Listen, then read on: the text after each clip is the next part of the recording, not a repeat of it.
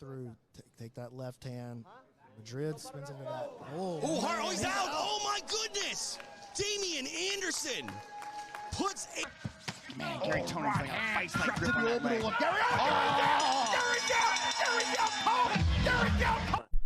Hi, this is Shadi, and today I want to discuss the common problems in judo and BJJ. These videos are not to show that, look, this is the problem with BJJ and judo is better. It's none of that at all. The thing is, BJJ is judo. Newaza, the fundamentals, the passing, the guard game, the top game, the pins, all of it is from judo and it is a part of judo. But the problem that I have with what's happening today with BJJ and judo has its own problems and I get to them, is that when you go and specialize in something so deeply and you go with it far too long and then you get it back to where it should be, which is actual fighting that involves grappling and striking, a lot of the time we lose sight of the martial value of it and the martial capacity of it, and this is the end result. Dropping for guard and leg locks, and the other thing is, the guard pulls, those dangerous guard pulls on yourself and on your partner, and forgetting dangers such as the slam. Here you can see this white belt fight. This is extremely dangerous. I am not against the slam in the sense that it is a disqualification. I am against it for, of course, danger and safety. You want to keep doing this as long as you could for the rest of your life, as I should say. But the high lift, such as daki age, in my opinion, should be an immediate win in both judo and BJJ. In judo, the moment the head gets off the ground or there's no contact on the ground anymore, it is mate, it's stopped. While in BJJ, the slam is illegal, and a lot of people try to reach the back and do things, and they think they're better grappler, while in fact they can be easily slammed and get it over with. Daki age should be an immediate win in both. I'll give you a judo example, like here, for example, Fabio Basile going for Tomoe. Shohei Ono easily lifts him. How easy it would have been to just slam him. Now, here's where I really am proud of being a judoka, is those picturesque throws like this Sukuinage being found in MMA against rolls, and it was an immediate KO. And that's the other thing, that's the problem with judo now. It is the whole leg grab thing. As the kings of throws, as we like to portray ourselves, you should be able to both attack the entire body and defend it. Now, this is my sole problem, and of course, the lack of newaza training in so many clubs and so many countries, and the separation between the two. Now, you want to have a separation or an emphasis on a particular part of grappling, sure, but to lose a part for another part, to me, that's not a good thing. Like, as you can see here, even like the first throw in Nage no Kata, which is Uki Otoshi, it was done in the octagon in the UFC, and it even caused a KO, one of the rarest throws in judo, and look what it did in the octagon. So whether you wanna focus on the stand-up, like Kodokan judo, or while you want to go strictly on the ground and really focus on the ground, we should not neglect the other side of grappling, which is the stand-up or the ground.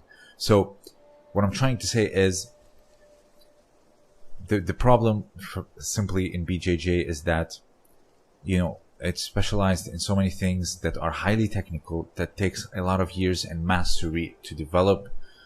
But when you put it back in its initial context, like the berimbolo, for example, you can see that this is not a good thing to be doing. Or, for example, worm guard or lapel guard. In a strictly grappling format, sure, it's great. And look at all these champions like the Miao brothers, Keenan Cornelius, and I can name a bunch more. However, you should always be taught, as the Henner and Hiron are doing, the 32 principles that, whatever context you are put in, you should know what you should be doing. Hickson and his, self-defense, emphasis, even though he does a lot of rolling, etc. On the street, you don't quote roll, but nonetheless, the emphasis, it still be there. You can do whatever you want. This is the idea. You can do whatever you want, but in my opinion, we should not lose the martial capacity of an art simply because of how these rules are now painted, or for example lose aspect of an art simply because of rules. For example, in judo, my problem is you don't want to practice newaza, you don't like it, I'm totally fine with it. You know, I'm not, who am I to judge your preference? But the transition is still very much there in competition, and it is very much important. Look at all the wins that are happening by pins, by arm locks, and of course by the strangles. So I really think at least transitions should be studied far more and practiced far more. A lot of the times you just drop and they're like, okay, let's just stop and let's go back up.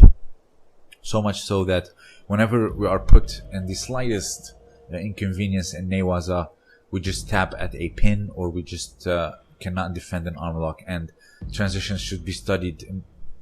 As a judoka who just loves throws, and you know, you don't like rolling, and you know, when you're gonna go and compete, you're gonna be like, I'm not gonna be rolling. So at least study transitions as if you are studying, you know, tachiwaza randori. And for BJJ, all I can say is, I know a lot of guys, a lot of friends who are BJJ black belts or are gonna be BJJ black belts, and their end-term goal is MMA, or they already fight in MMA while they train BJJ. Just keep in mind, you know, the whole context, whether it's a strike, whether it's the slam, because you want to go into the cage. And that's it. That's all my message for today. These things can go wrong easily simply because we are focusing on a rule set, or we could become specialized on one aspect, that so much so that it is has drifted away from the reality of the martial art itself. Berimbolos, no newaza, or you know, leg locks from guard where there's striking, such as open palm strikes like in combat jiu-jitsu or MMA. Gary Tonin, like I said in my Gary Tonin video a few months ago, Gary Tonin is one of the greatest grapplers on the planet alive today. And the reason, in my opinion, from my assessment, he was way too comfortable with his technique. He got in way too many victories grappling with this style of, you know, winning the Ashigarami battle, as John Danaher says, and then getting the leg lock. And there were dire consequences to be paid when it was put in a different context. Again, I said it in my Gary Tonin video, and I'll say it in this video. If this can happen to Gary Tonin, then it will definitely happen to you. So please be careful. Practice your heel hooks. Make sure maybe their hips are fully on the ground. Then you can attack it. Then their strikes are meaningless. Or make sure you are standing up and they're on the ground. Whatever it may be. I'm sure you know more than me. For the guys that are doing no-gi and leg locks, just be mindful of the context, because maybe one day you're gonna have to take it outside, maybe for self-defense, maybe you want to go into the cage, whatever it may be, or combat jiu-jitsu. And for judokas, please be mindful at least of your transitions, and if you can train leg grabs with the old folks or the older generation like I'm doing right now, then that's great as well. If you have anything else to add, please let me know down below. Also, consider supporting me on Patreon. I have exclusive content for the patrons only, but of course my main content will always be here on this channel, so don't feel obliged. This was Shadi, and thank you for listening.